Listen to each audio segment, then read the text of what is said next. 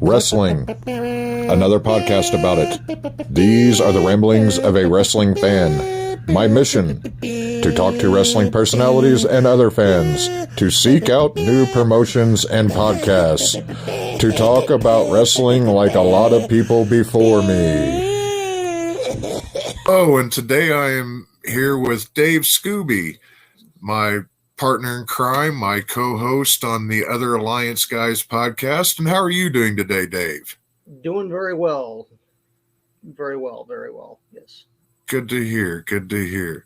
Well, I wanted to thank you for taking a moment out of your day to sit down and talk with me for a minute and answer a few of my questions. Ready when you are. So, what got you into wrestling? Okay, I'm an old guy. I'm 54 years old.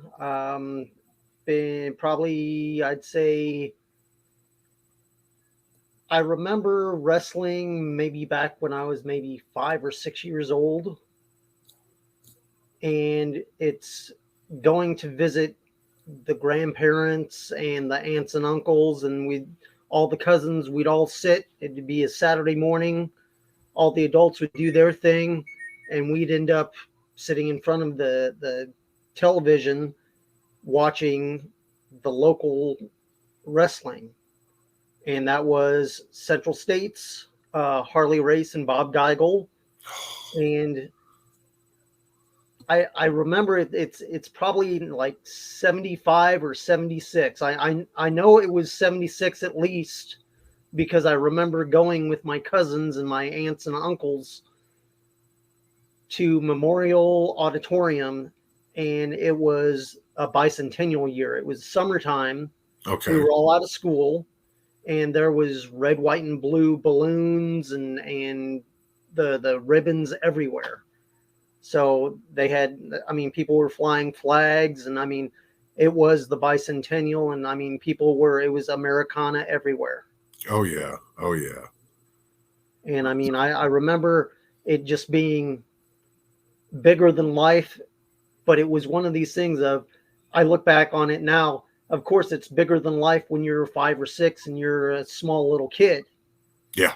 But it's just, I'm like, wow, seeing all these characters that,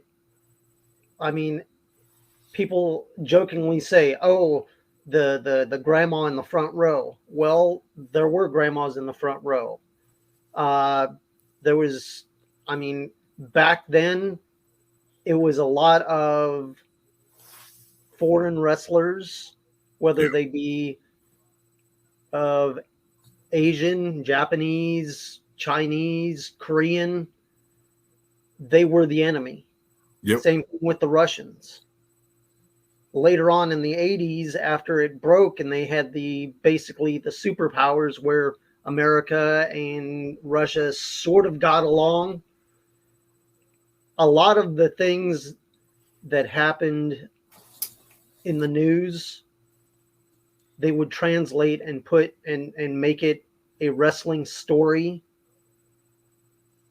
And that just, it amazed me that things that they could bleed the line between real and quote unquote fake. But back then it was real to me. Yeah, it was one of these things of, I had seen in the early 80s the WWF at that time, and it was cartoony. They even had Saturday morning cartoons. Yep. Rock and wrestling. Yep. But it was one of these things of seeing the regular wrestlers that were Central States. They were under the NWA banner at that time, Bob Geigel and Harley Race in Kansas City, and they'd float back and forth between Kansas City and St. Louis. Right. So, at times you'd have people coming up from Georgia to fight Harley. You'd have Bruiser Brody show up, but he wasn't Bruiser Brody, because in the Central States there was Dick the Bruiser out of Chicago. Yeah. And so they wouldn't confuse people. There wasn't a King Kong Bundy in this area yet. Right. So Brody went by King Kong Brody. And it's just little things. I mean, I remember just I must have been. I mean, we were up in the upper deck, and Andre shows up, and this was after some match that Harley had retained, and Andre just shows up, and nobody had seen somebody that size. Yeah. I mean, you look at Harley, and I mean, he's a big guy, Mm-hmm. and they had some of the bigger guys come through, but Andre was just you just looked and it was just amazing. But I mean, it's just back then they would do monthly shows and they'd bounce around. So you had like Kansas City, where they were based out of, Topeka, which was about an hour west. Then they'd go to Wichita, which was maybe 2.5 hours west. They'd go to St. Joe, which is maybe 45 minutes north of Kansas City. And they'd go into some of this, they'd hit Springfield every once in a while in Missouri, but they'd bounce back and forth. So, I mean, if you were lucky to see them once a month, that was great, but they were always on either Saturday or Sunday television. Yeah. And that's when you had the rabbit ears, and you'd have to adjust it. That if we lived in Topeka, so we'd have to adjust it to pick up some of the Kansas City stations, Mm-hmm. and we'd watch it. So I mean, you could fit you maybe see if there was a local program, and then one out of Kansas City or one out of St. Joe. They were the same program, but they may be a week behind depending on when they were sent out. Yeah. Yeah. So you could always catch up. And I mean, back then it wasn't until the 80s that we got VCRs and were able to videotape them. And I remember wrestling being on ESPN, and it was, I think, like Global out of Texas. Mm-hmm. But it's one of these things. Back then, the wrestlers would travel, and they'd be in one territory for a while, and then he was in a loser to leave the area, so he'd show up in another promotion, in another territory. Whereas now, I mean, you can look at it now and go, okay, well, Bully Ray is in the NWA where he's a quote unquote good guy. But over in Impact, he and Tommy Dreamer are battling it out. So, and he's a dastardly heel. Oh yeah, but back in the day, unless you had a know or were clued in, you had no idea that in some areas Harley was cheered. In other areas, he was the bad guy. If he would go up north, if he would go up to the AWA, he was a bad guy because he was an NWA guy. Oh, yeah. Anytime he came to Memphis, he was a bad guy. Oh, yeah. Yeah. And I mean, it's just, I think it was anywhere he went outside of St. Louis, Kansas City, or maybe Chicago. Yep. That he was a bad guy. Yep. I mean, it's not saying that Harley was a good guy or a bad guy, but he was just cheered in his local areas. Yeah. Yeah. And I mean, it's one of those things of the NWA and Central States. You'd look at some of the wrestlers, and some of them were just amazing. And others you just look at and go, hey, that looks like my neighbor. Yeah. Yeah. And I mean, I had talked with you guys offline, you and Tim, about one of my favorite tag team wrestlers was the Batten Twins. And they were able to switch up and do the twin magic switches. And that just amazed me that I'm like, I'm seeing this. Everybody else is seeing this. Their opponents are seeing this, but what's up? The referee isn't seeing this. And nobody's making mention of they're cheating, but they're the good guys. Yeah. And that's the one thing that I mean, after a while, you'd figure out, okay, I see where they're blurring the lines, but I mean, the NWA to me was the more realistic fighting. Yeah. Yeah. That they weren't all the body guys and all that kind of stuff. They were, I'm going to fight you and I'm going to beat you. Yeah. Yeah. Seeing us, and I'm 45, so I grew up with the rock and wrestling and the WWF cartoon figures and Mm-hmm. all of that. And while I enjoyed that, I was originally introduced to Memphis wrestling and NWA and such as a kid before the WWE really took off. So I had a good firm foundation of what wrestling was as compared to what the WWE was presenting to me. Like I said, while I did enjoy it, I wasn't a Hulk Hogan guy. I was a Rowdy Piper guy. I liked all of the bad guys growing up. You never heard me rooting for Hulk Hogan or Yeah. anything like that. I always found an interest in the villains and the heel characters. They were more complex, and just the lengths that they were willing to go to secure a victory just always astounded me. So another question that I have for you is you grew up with the Central States Wrestling and that, so you got Harley Race and Mm-hmm. everything, which, I mean, my first introduction to Harley was probably WCW Mm-hmm. Harley Race with Big Van Vader, I Yep. believe. Probably was my first memory of seeing Harley as a kid. And I was blown away by him and by Vader. But you got to see him, like you said, in the early and mid '70s and everything. What's one of the matches that stands out for you from that time period?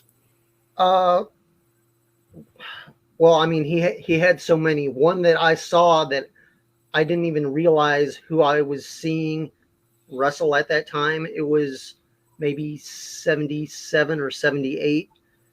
It was Ted DiBiase before he was actually the Oh, $1 million man. He was Ted DiBiase, the wrestler, and this was at a time before he had gone into, I think, UWF, yeah, that he was still bouncing around in the territories before he went over and was being the dastardly Ted DiBiase, that he was just starting, but because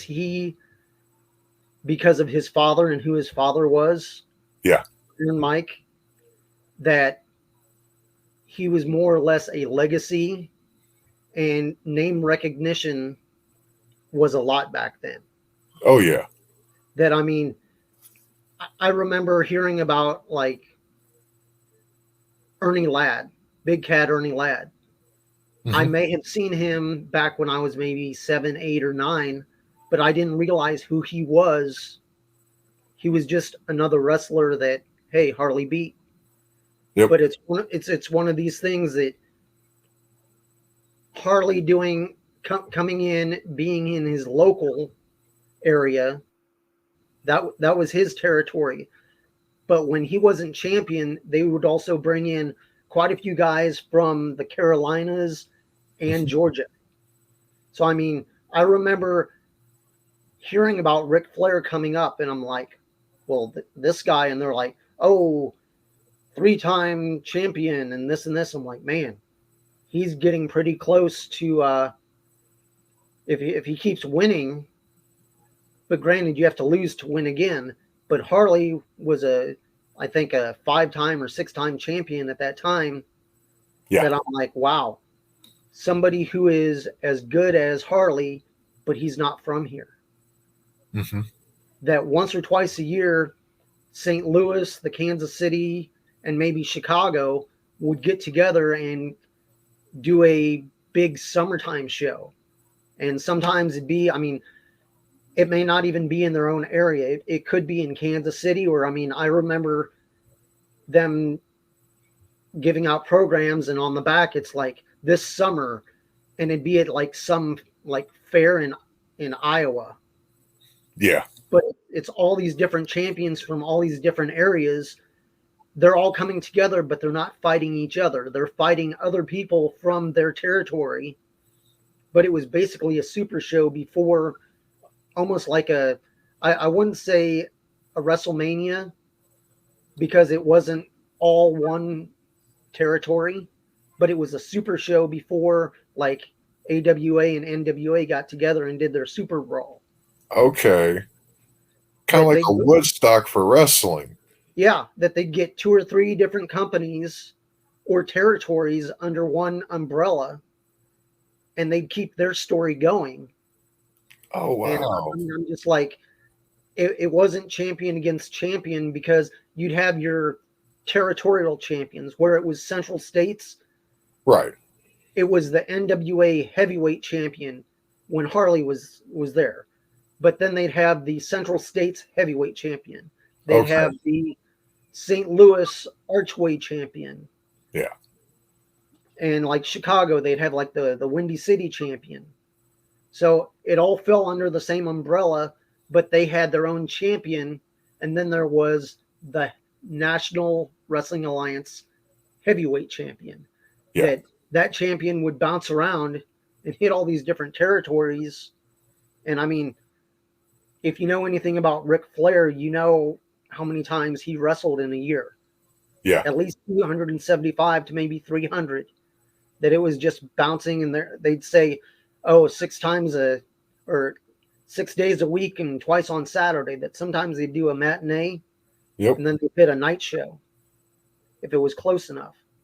And I mean, thinking about that and compared to what today's market is in wrestling, that's just insane.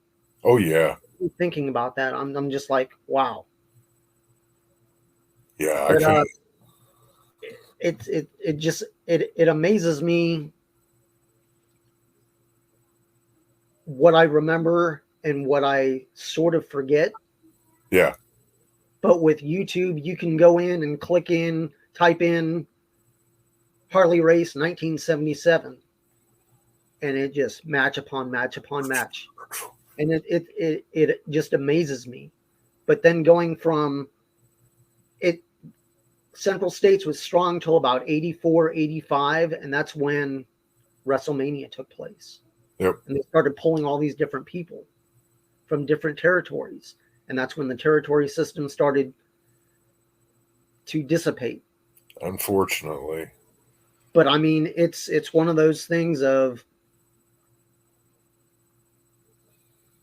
what you remember, you hold close to your heart. And that's why I'm a fan of the NWA, because it brings back memories of hanging out with my cousins, being with my family. Even if we weren't at a match and just watching it on TV, that was family time. Yep. And I mean, it's good times. It's good memories. Yeah. I can sit down and watch old clips of WCW on like Peacock, and I'll be transported right back to my aunt's living room, right on Virginia Street in my hometown. I see the TV cabinet, I see the fireplace over to the left of it, the big L-shaped sectional couch that they had. Yeah, I love that stuff. Another thing that you have a passion for is music. Yes. And that is your livelihood, your bread and butter, yes. as you could say. So what got you into, I mean, everybody, I don't know anybody that doesn't love music, but you create massive playlists for things and stuff. So yes, right now I work for a company. It's called Cordish. They do several different brands and the company I work for is ECI, and that's basically an entertainment company that runs entertainment complexes, and we have several different brands. We have a PBR, which is not the beer; it's the Professional Bull Riders Association. Yeah. So we've basically teamed up with them, and we have a country nightclub. I'm not going to say a dance hall; it's a country nightclub, and right now we have about 15 around the United States. And I mean, I I've been in I used to live in Atlanta, and that's where I got hooked up with the new NWA. Yeah. And I mean, they have a property there. I mean, we have properties in Texas. We have property here in Baltimore. But I mean, we have several different properties and several different brands. We have the PBR, which is country, but we don't only play country music. Yeah. We play mashups. We play rock music. We have a place called Sports and Social, and that's just what it is. It's a social club. It's a big sports bar. And when I say big, we have 60-foot screens. We have 80-foot screens. We'll have a screen in the middle, and then there's maybe 10 smaller screens surrounding it. And the big screen has, like, maybe it's Super Bowl Sunday. We'll have Super Bowl there, and then there's hockey on other screens. Okay. But we interact. We do live video footage.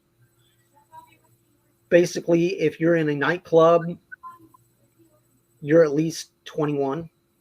Yeah. So, I mean, we videotape people, and we do basically like they do at stadiums. We do fan cams. Okay. And stuff like that we actually post.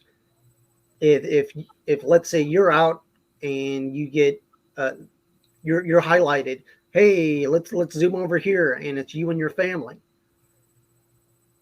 We can actually take that, cut it down, use it to promote. Plus, we also send a picture to you. Okay.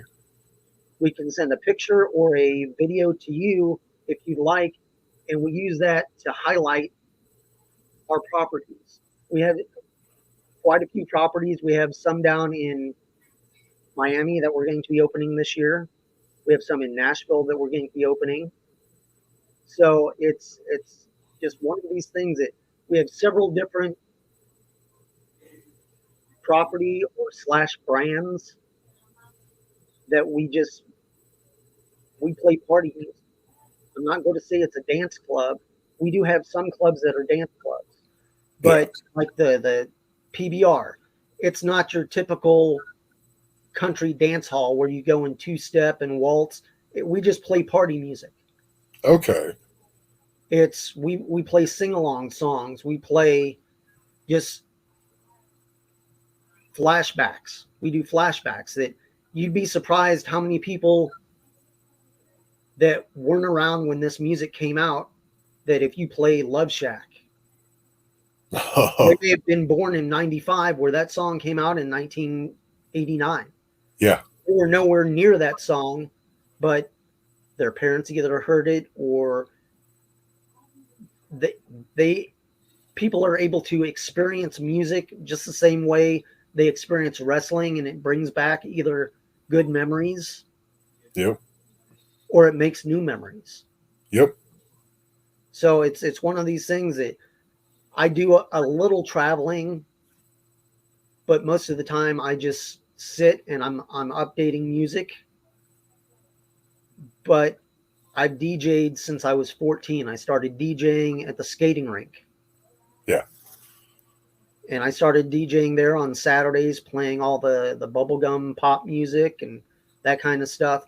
That moved on to, back in the 80s, they did teen clubs. Yep. To keep the kids off the streets. They do a teen club. It was a non-alcoholic club. Went from that into, I was 17. The drinking age was 18. The owner of this nightclub needed a substitute DJ for a couple of nights. I went in there, offered to do it free. I just wanted to be in the nightclub. Right. And from then on, moved to radio. I've been in charge of DJs for nightclubs. I've been in charge of music for nightclubs. And I'd say basically over the last, I'd say, I mean, I started when I was 14. So over the last 40 years, probably the last, probably 35 of those 40 years, I've worked professionally as a DJ and got paid. So I've had some time where I'm like, okay, I'm burnt out on this. I need a break. Yeah. But I mean, that's almost with any job. Oh yeah. Oh yeah. But basically, music is my life, and I mean, you can see the knuckles. Yep. That's nice. What I do. So nice. Well, Dave, I appreciate you taking some time out of your day to sit down and talk with me. It's a pleasure, as always, to sit down with you.